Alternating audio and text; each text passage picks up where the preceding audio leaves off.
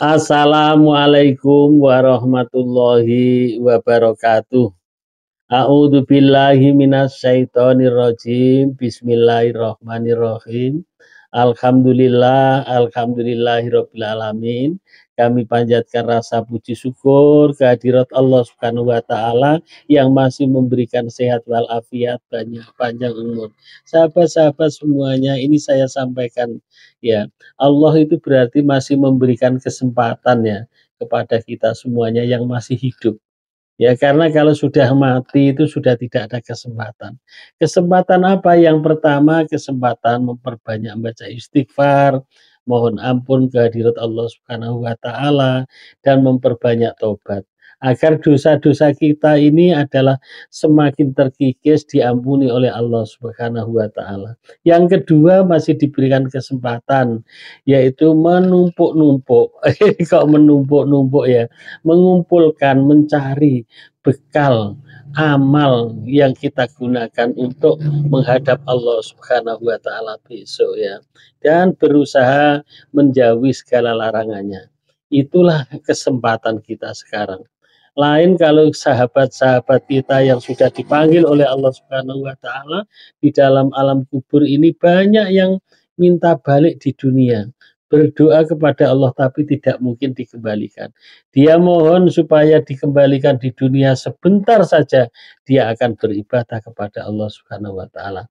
Maka sahabat-sahabat ayo kita tingkatkan ibadah kita. Kita tingkatkan cara menjauhi larangan-larangan Allah Subhanahu wa taala. Membaca Al-Qur'an, sholatnya jangan bolong dan seterusnya. Sholawat beserta salam Allahumma sholli ala sayyidina Muhammad wa ala ali sayyidina Muhammad. Ya, amal yang tidak ditolak oleh Allah Subhanahu wa taala itu adalah sholawat. Maka jangan malas-malas sholawat. Orang yang paling pelit itu adalah apabila nama Nabi Muhammad disebut tetapi tidak menjawab dengan sholawat. Ayo selawat walaupun sekali. Man sholla alayya sallallahu alaihi biha asron. Siapa membaca sholawat satu kali kepadaku, pasti Allah balas 10 rahmat. Satu kali selawat. Maka perbanyaklah membaca sholawat. Ya, apabila sahabat-sahabat ini yang banyak masalah ya, pening masalah keluarga, pening masalah ekonomi, pusing masalah anak, pusing masalah suami atau masalah istri, pusing mengenai hutang, perbanyaklah membaca sholawat. Habib Novel telah mengatakan ya, apapun masalahnya selesai dengan sholawat. Maka yakinlah terus membaca sholawat, insya Allah pertolongan Allah, janji-janji Allah ya, karena sholawat ini Rasulullah ya, Allah beserta malaikat pun bersolawat kepada Nabi Muhammad Sallallahu Alaihi Wasallam. Man sholla alayya Sallallahu Alaihi Wasallam. Oh kok itu ya? Inna Allah wa malaikatahu yusalluna ala nabi. Ya ayyuhalladzina amanu sallu alaihi wasallimu taslima. Ya, nah Allah beserta malaikat pun bersolawat. Maka orang-orang yang beriman, ya ayyuhalladzina amanu shollu alaihi wasallimu taslima. Bersolawatlah dan ucapkanlah salam kepada Nabi Muhammad Shallallahu Alaihi Wasallam. Orang yang beriman yang dipanggil untuk bersolawat ini ya. Maka kalau yang tidak beriman itu ya malah bertanya, apa mungkin ya hutang kok diselesaikan hanya dengan sholawat? Apa mungkin sholawat itu bisa seperti ini? Memang yang dipanggil untuk sholawat itu adalah orang-orang yang beriman. Man asarot ilaihi hajatuhu falyusir ilaihi minas sholat. Kata Rasulullah, wahai umatku, apabila ada kesulitan, ada masalah dalam hidupmu, perbanyaklah membaca sholawat. Ya. Yakin itu adalah hadis, nggak usah dicari-cari. Oh itu doif apa? Nggak usah itu. Yang penting itu hadis Rasulullah. Ya penting dicari tetapi adalah ibadah. Siapa membaca sholawat itu ya beribadah. Ya mendapat balasan dari Allah Subhanahu wa taala. Kali ini sahabat-sahabat ya, saya akan membacakan testimoni dari sahabat kita yang sudah istiqomah mendawamkan sholawat, ibadah-ibadah yang lain. Namun sebelumnya ya, ayo tulis ya sahabat-sahabat ya, apa itu hajatnya ditulis di kolom komen di bawah ini. Jangan lupa tulis sholawat terlebih dahulu. Sudah nulis sholawat, sudah baca sholawat, pahalanya adalah berlipat ganda. Ya, dan jangan lupa yang baru ketemu channel ini adalah didukung, like, komen, dan subscribe. Insya Allah ya sahabat-sahabat yang mendukung channel ini termasuk andil dalam bidang dakwah. Karena ini adalah mengenai religi. Insya Allah amalan-amalan ini apabila ada sahabat-sahabat yang ikut melaksanakan gara-gara kita yang nge-share, insya Allah kita dapat pahala. Ya baiklah, yuk kita doakan ya Allah. Bismillahirrahmanirrahim. Allahumma sholli alhamdulillahirabbil alamin. Allahumma sholli ala sayyidina Muhammad. Berilah sahabat-sahabat kami dimanapun Anda berada. Ya Allah, berikanlah sehat walafiat, panjang umur, umur yang berkah, berilah rezeki yang melimpah. Bagi yang masih punya utang, ya Allah, berikanlah rezeki yang tidak disangka-sangka sehingga lunas hutangnya. Yang sakit semoga cepat sembuh. Amin. Amin ya rabbal alamin. Sahabat-sahabat ayo ditulis ya. Dan kemudian sahabat yang membaca dan yang menengok YouTube ini ayo diaminkan. Ya, mengaminkan, mendoakan orang lain itu sama saja kita yang mendoakan untuk kita sendiri ya. Baiklah, kita lanjutkan ya testimoni ini. Testimoni ini berasal dari Bu Valeri. Yaitu dari Bu Valeri.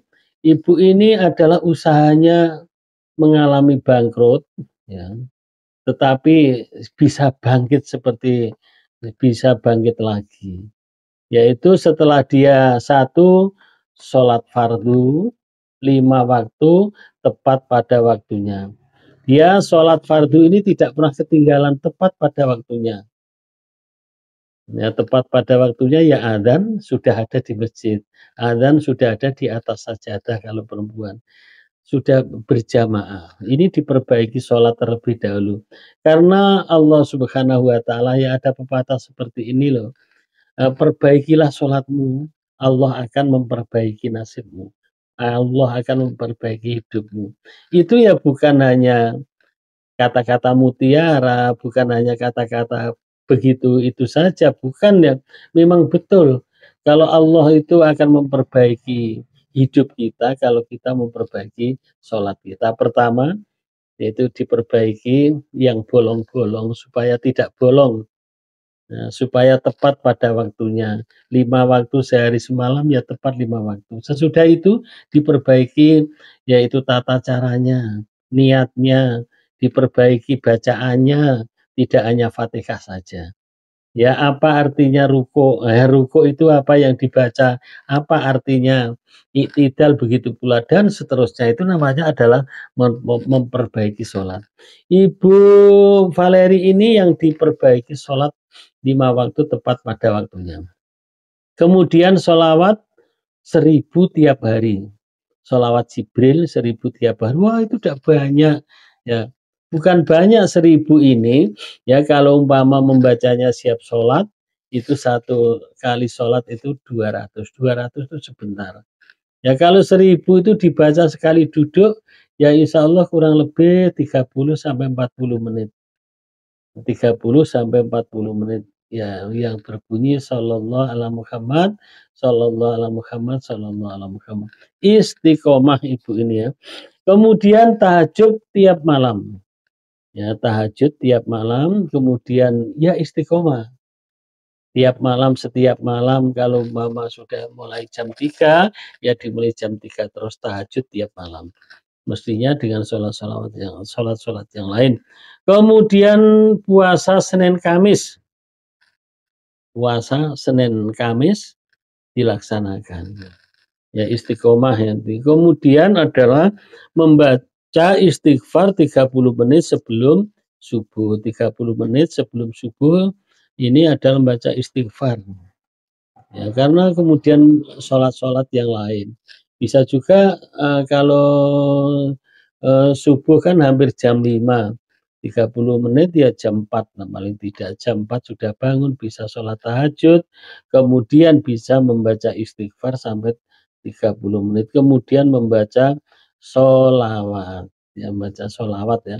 Ada juga yang membaca sholawatnya itu membaca sholawat 100, istighfar 100 terus berdoa. Istighfar 100, sholawat 100 terus berdoa. Jadi memperbanyak membaca sholawat. Kemudian adalah membaca Al-Quran 1 bulan sekali khatam. 1 bulan sekali itu khatam, berarti seharinya itu kurang lebih adalah satu juz. Insya Allah kalau sudah biasa ya tidak berat itu yang dilaksanakan oleh Bu Valeri ini. Kemudian sedekah. Nah, sedekah ini tidak harus menunggu banyak uangnya, menunggu kaya, tidak sedekah. Ya, seadanya punya uang sedekah. Ibu ini adalah selalu sedekah, apa itu istiqomah. Kemudian yang terakhir adalah no hibah. Tidak pernah hibah. Ya kayak namanya riadoh ya. Sholatnya tidak ketinggalan, yaitu 5 waktu tadi tepat pada waktunya, kemudian puasa Senin Kamis ditambah dengan tahajud, kemudian membaca istighfar 30 menit sebelum subuh dan membaca sholawat. Kemudian membaca Al-Qur'annya adalah 1 bulan sekali khatam. Kemudian yang hebat lagi itu adalah no hibah, tidak hibah. Apa yang terjadi setelah dilaksanakan dengan istiqomah, semuanya itu adalah dia dapat membeli rumah kembali. Nah, yang dulu usahanya saking bangkrutnya, rumahnya juga terjual, kemudian bisa membeli mobil lagi. Nah, kemudian adalah apa itu bisa membeli rumah, membeli mobil, dan usahanya mulai dirintis kembali.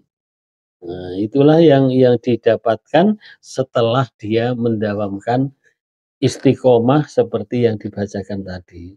Itu ikhtiar ikhtiar langitnya. Tentunya dia juga usaha yang nampak juga. Usahanya tetap sungguh-sungguh, kerjanya ya sungguh-sungguh. Kemudian karena ini bisa semuanya bisa sambil kerja, bukan riadoh, sholat fardu terus tidak kerja, sholawat 1000 tadi terus tidak kerja. Kalau ada kemauan ini adalah tidak menghalangi kerja. Nah, karena sholawat 1000 ini kalau dia sibuk ya sambil bekerja. Nah, puasa begitu juga. Kalau niatnya kuat, ya kuat niatnya yaitu dengan ikhlas, kemudian sama dengan 30 menit sebelum subuh sudah bangun, sudah baca istighfar, baca Al-Quran, kemudian tidak ghibah. Ini ghibah ini yang sangat sulit untuk dilaksanakan walaupun nampaknya sepele ya. Nah, demikian semoga kisah ini ya yang dikisahkan oleh Bu Valeri tadi bermanfaat ya, kita adalah semakin rajin dalam beribadah, dalam mendawamkan sholawat, zikir, dan sholat dan lain sebagainya tadi ya.